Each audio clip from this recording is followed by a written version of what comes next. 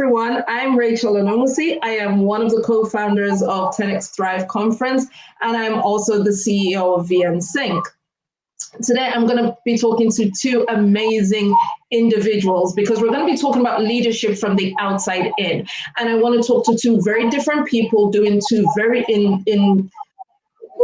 similar fields because it's digital technology and structure and all of that great stuff, but have come into leadership through very different routes. And we're going to talk about what that looks like. If you're trying to get into leadership, if you think this isn't for me, or how am I going to get these people to listen to me, or how can I rise, or I'm not rising fast enough, or I don't know what I need to do to get to the level that I need to be on. Be in the room, get everybody you know in the room, because this is the room. We've been saying over and over, 10x Thrive isn't PowerPoints, or it's people who are literally walking the talk. So these are people who deal with the same stuff you deal with every day, the same, am I good enough? You know, whatever it is you might be dealing with, or just trying to get certifications, just trying to, and are currently in leadership. So these are the people you need to listen to. I'm going to start by introducing my guests. Nicole Reineke is someone that I met not too long ago, and she is fast becoming one of my favorite humans because she just keeps going. When I met Nicole, I knew her as the first woman senior distinguished engineer at Dell. Period. And this is a technical role. This is an engineering role. And when I knew her, she had 30 patents to her name. Anybody who's ever tried to file one knows what that's like. And she had 30, and I thought Nicole was boss. Well, ladies and gentlemen, let me go into Nicole's bio, shall I? She is now, I am so pleased to be able to announce this, the Vice President of Innovation at Iron Mountain, where she provides the vision, strategy, and oversight for the global innovation practice. Her team develop and prototype new solutions and go-to-market offerings in a manner that accelerates digital transformation for their customers. She now has more than 70 patents to her name. Sorry, I told you 30 the last time, right? She now has more than 70 granted and pending patents. More recently, she authored Compassion-Driven Innovation, a book for pathfinders, products, services, business, and nonprofit managers searching for ways to reach beyond the artificial barriers that constrain innovation and make work harder. So when I tell you this is the session you need to be on, I am not pulling any punches and I'm not playing. Sean Burrows is no mean feat himself, and it is just such a pleasure to be able to get him and to get him on this. He is an operations management expert, passionate about building bridges between the African continent and its diaspora.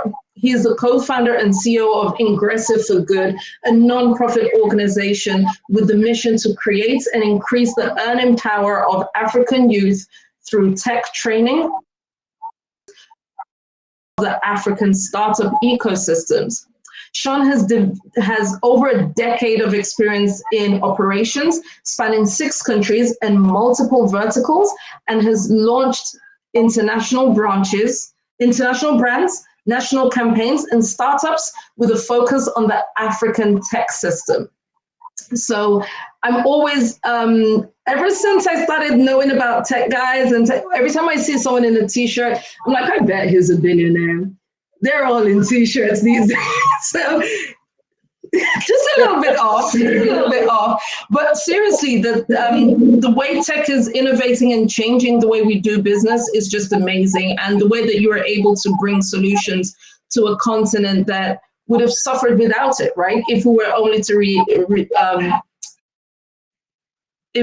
only rely on infrastructure, it would just the gap would be widening. So the things that you can do in order to give skills, teach skills, and get people ready for the next normal is nothing short of impressive. It is such a pleasure to have you here.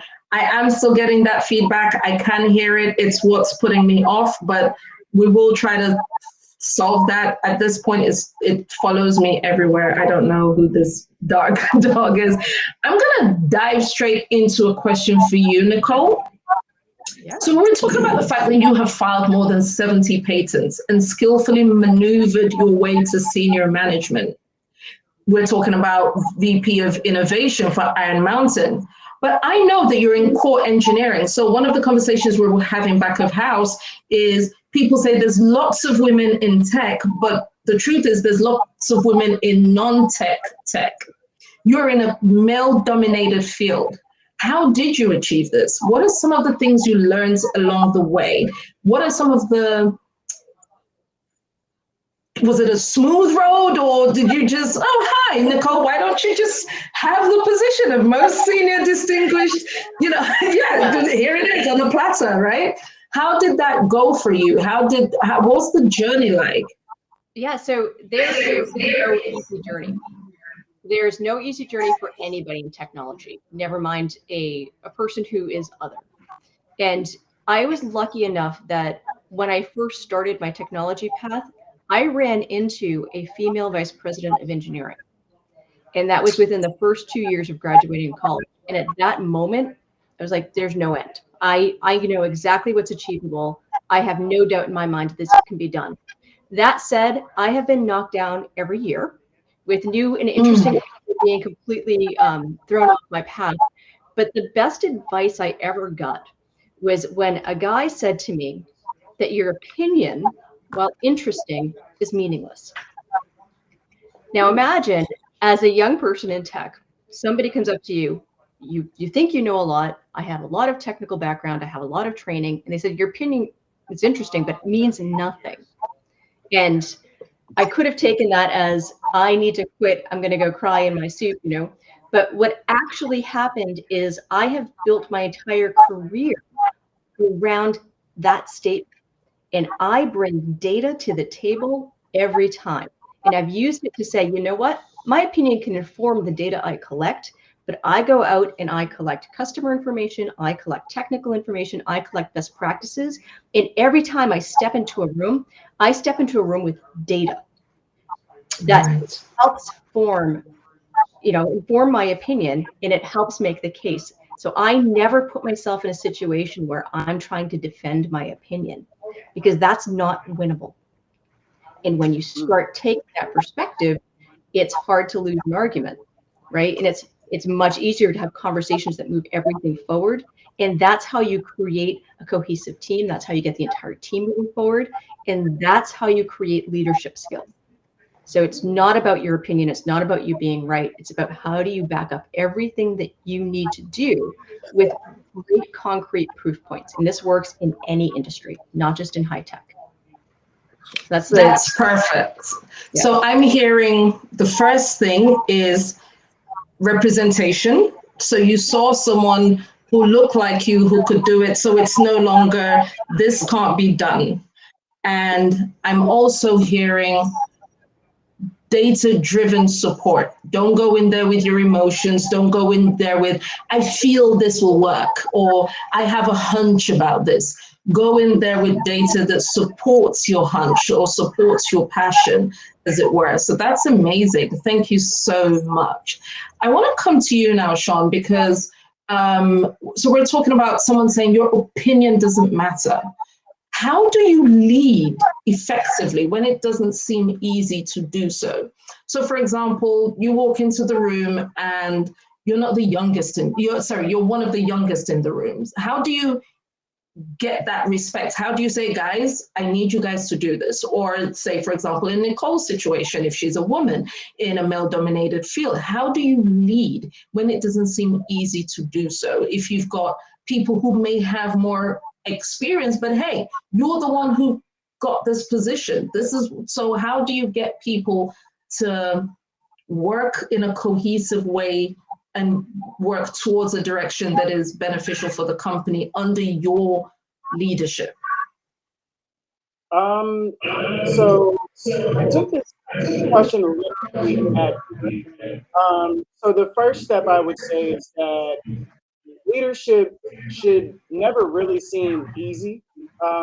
It should never just, it's never one of those things that I feel like you should just be able to put on autopilot. As a leader, it forces you to be the primary example. It forces you to be the first servant.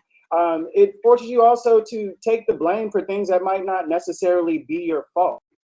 You're in the position of being a leader. You really have to understand that you're always kind of paying attention to how you are seen, how you are perceived, what you're projecting, being objective in those spaces. And I think for me, the best way to get to those spaces is pregame.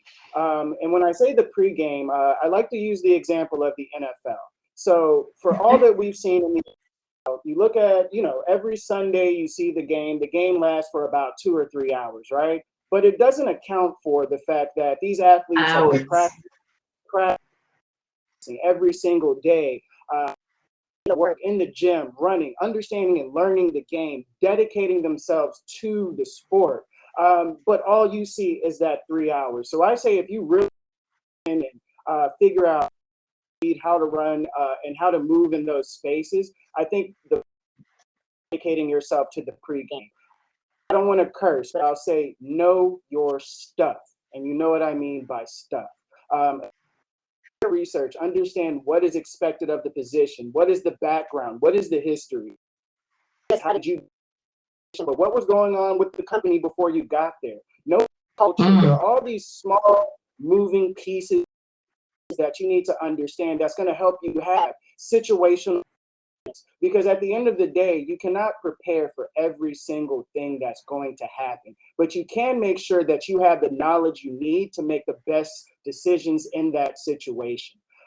Again, with Ingressive for Good, we focus on creating leaders. Right now, the person that's running our community is a CMX award-winning person that's basically for nonprofit communities. And basically, she started off as an intern, fresh graduate, no experience, and now she's responsible for a community of 104,000 people. And just looking at her, seeing how she's developed and seeing how she's grown in this space, when we first put her into that position, it was baptism by fire. But I knew that in the background, hey, prepare, look at these things, pay attention. Who are the people who are leading this space? Not necessarily to compare yourself for somebody, but who are you taking your notes from? Who are you taking? Yeah.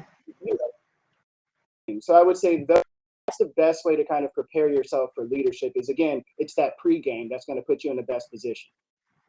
Perfect. I really love that analogy, because you see someone run 100-meter race and you think, but that took 4 years from the previous Olympics to this Olympics, right?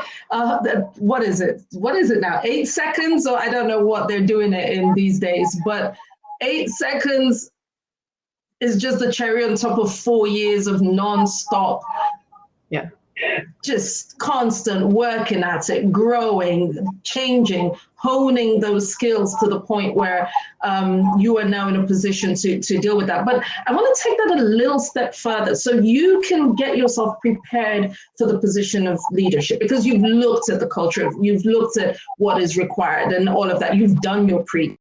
But what do you do when your leadership is being met? And I'm throwing this to both of you, actually. I'm going to let Sean continue with that thought, and then I'd love for Nicole to chip in as well. What do you do when your leadership is met with resistance? Like, I am not taking any, I'm not taking instructions from I'm sorry, maybe they don't all the time. They act it like, okay, it's the I know it was meant to be on your desk on Friday, but it's not ready. What are you gonna do? Or I'm not taking any, I've been in this company for 35 years. Some Sean isn't going to come from nowhere with his little t-shirt and going to come tell me what's what. I'm going to do this, this is, I was here when he was still in diapers or whatever, right? So how do you lead effective? I understand the pregame. I understand preparing yourself for leadership. How do you work because it doesn't work for you to rub them up the wrong way. So how do you lead effectively when you meet resistance? I don't want to oversee it. Again, for me, the way that my approach is to try to mitigate some of those things. And again, you can't always do that. But what I do try to do is understand and figure out what motivates people, or what's the driving reason behind why people are approaching things in a certain way, or why they're bringing a different type of resistance. Again, and another thing that I do in that space also is a big part of being a leader is strategic relationships, understanding who to align yourself with, understanding how the power flow goes. And again, once you kind of understand those bits and pieces of it, and you're able to stand on your ground, because again, the pregame is important because you have to have confidence. You have to be able to step out on what you're saying, step out on your authority that's been given to you, and understand that you're not going to fall flat on your face, or even if you do, you've given it your best effort. So part of that, again, is just, understanding what is motivating people, and using that to kind of be able to leverage the situation. And again, having strategic relationships with people so they don't try to challenge you in the first place in some occasions. Right. Thank you. Nicole, you're on mute. Emphatically agreeing with Sean. I think it's brilliant. He's absolutely right. It's about strategic relationships. It's also about climbing the stairs, right? You have to do the work, and you have to prove that you know how to do the work in order for other people to respect you enough to follow you. And that's really important to be able to do.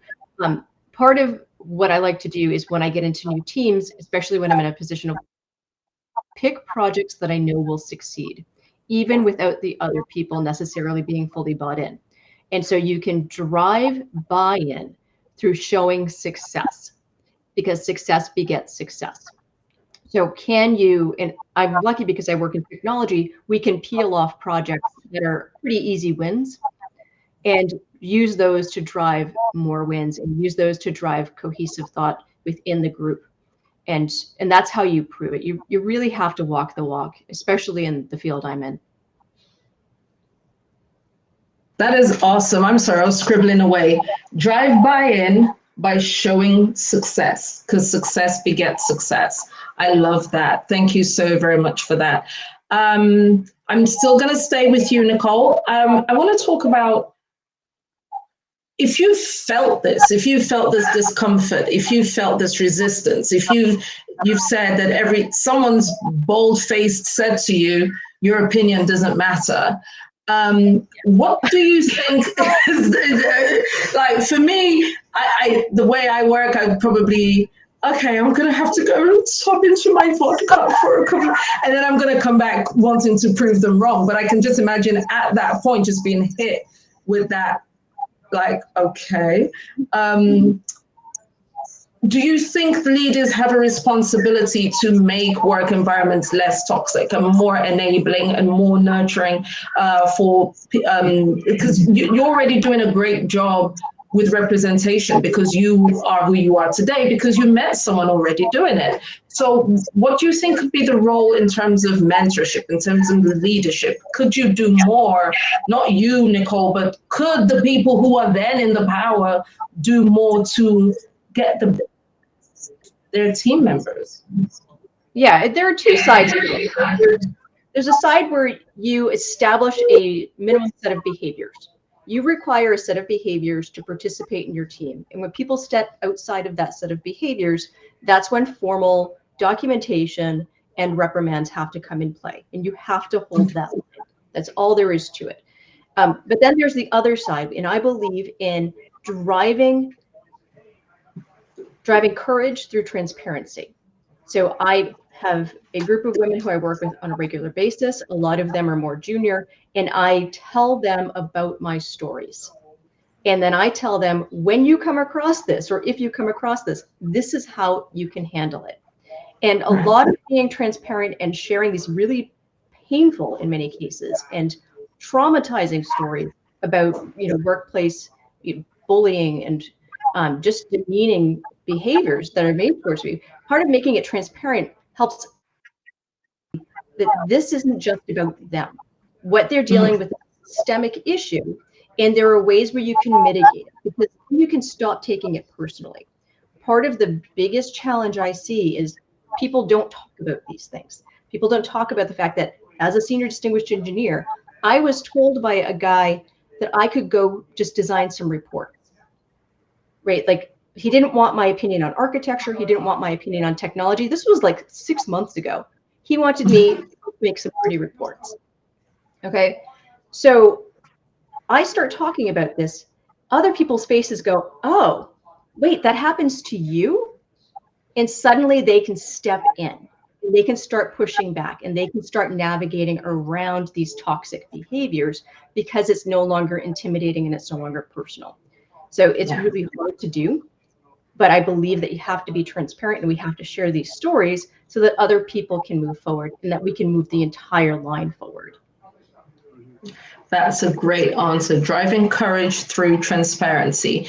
It really is important, because a lot of us live in our heads and only know how we are reacting to things without a thought of, this person you're watching has their nervous moments, have been through things as well. You're just like, oh, Nicole has no idea about my struggles. She's just up there. She's already, the innovation lead. She couldn't possibly understand. So just knowing that other people have walked this walk makes it easier for you to actually walk it. And like, she looks really competent. So if she can do it, then maybe I can do this too.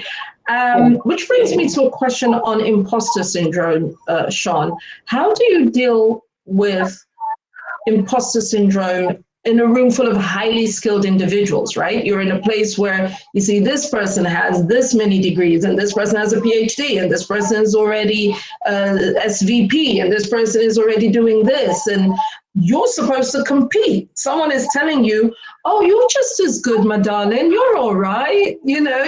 How do you deal with, I couldn't possibly live up to this. Yeah, exactly. There. Oh, you get an A for participation.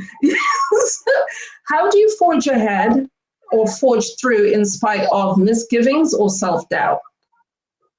I would think the first step is to stop comparing yourself. I think that your own long-term goals, your short-term expectations, and the quality of life is, the easiest way is just have my own, what success is to me. You'll find out oftentimes in life that when you compare, or when you're looking at certain people, you're putting them on a pedestal. And when you're pedestal, you're only really seeing the success. You're only really seeing the great things that are happening, but you're not really having the opportunity to see the sacrifices, the pain, all the that they're going through. And sometimes once you start taking a look behind the veil, you'll find that the juice isn't always worth the squeeze. You have to really have your own, again, idea of success. You have to understand that this person may know so much more than you in this one small space. But when you start looking at what you're talented, what you're good at, what you're passionate about, you may know way more than this person about so many other different things. I think sometimes people tend to live these really unhappy lives because, again, they spend a lot of time comparing themselves to somebody else's dream that was never theirs. They never really took that time to invest their time, energy, and effort into the things that they love, that they cared about. And when you start living into that space and you're not comparing yourself so much to others, you start to find that you're good enough. Your vision is great. Your success is great. Again, when you start comparing, like, these are my goals and I'm working every day to move closer and closer and closer to your goals, you start loving yourself a little bit more and you start feeling successful in your own right. when you come face to face with imposter syndrome, really start looking inwards and start rediscovering and reimagining and focusing on what's amazing and great about yourself, and start talking about that. Start talking about the things you're interested in. Start showing people who you are as opposed to focusing who they are.